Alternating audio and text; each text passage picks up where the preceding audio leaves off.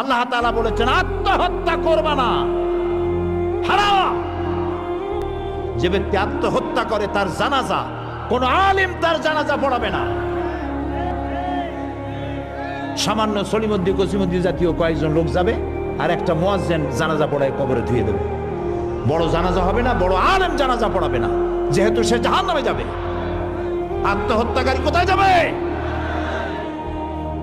কিন্তু এই যুবক পোলাপানগুলি ওরা তো বোঝে নাই, ওদেরকে বুঝানো হয়েছে যে তোমরা যদি এই কামটা করো একেবারে বেহেশত তো যাবাই, মরার সাথে সাথে আল্লাহর সামনে গিয়ে হাজির হয়ে যাবে। আপনারা ক্যারাম বোর্ড খেলা নিশ্চয়ই দেখেছেন অনেকে। আর ভাই কইতে লজ্জা কি, আমিও তো খেলছি ছোটবেলায় ক্যারাম বোর্ড খেলা। এটা কি কোনো গুনাহ নাকি? আমিও খেলছি। ক্যারাম বোর্ড খেলাটা কি? বোর্ডের উপরে কতগুলি এরকমের গুটি থাকে, একটা থাকে লাল, ঠিক না? এখন বোর্ডের উপরে এই গুটিটা আমি মারতেছি, সামনে আর একটা গুটি, কিন্তু সামনের গুটিটা আমার মূল টার্গেট না। এই গুটিকে ওটাকে হিট করবে, সে ধাক্কা খাইয়া মারবে লালটাকে, লালটা পড়ে যাবে পকেটে। কিন্তু যে লালটা পকেটে পড়লো ওই বেচারা জানলো না যে আসলে মূল ধাক্কাটা কে মারছিল।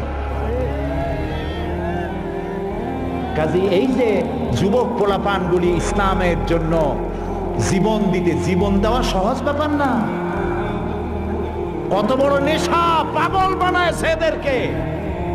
মরবার জন্য এসেছে, মরবে সে। একজনে নাকি মোষ খুব বড় ছিল, হাত দিয়ে মোষ এরকম উঁচা করিয়া তারপরে মদ খাইতেছে বহুত কষ্ট করে। তারপরে লোকেরা বললো তো তুমি এত কষ্ট করে মদ খাইতেছো কেন, হাত দিয়ে মোষ এত উঁচা করিয়া? কয় যে ওলামাদের কাছে শুনেছি কিছু পান করার সময় মোষ ভিজলে তা নাকি মকরু হয়। ও খাইতেছে কিন্তু মকরুর ভয় করতেছে।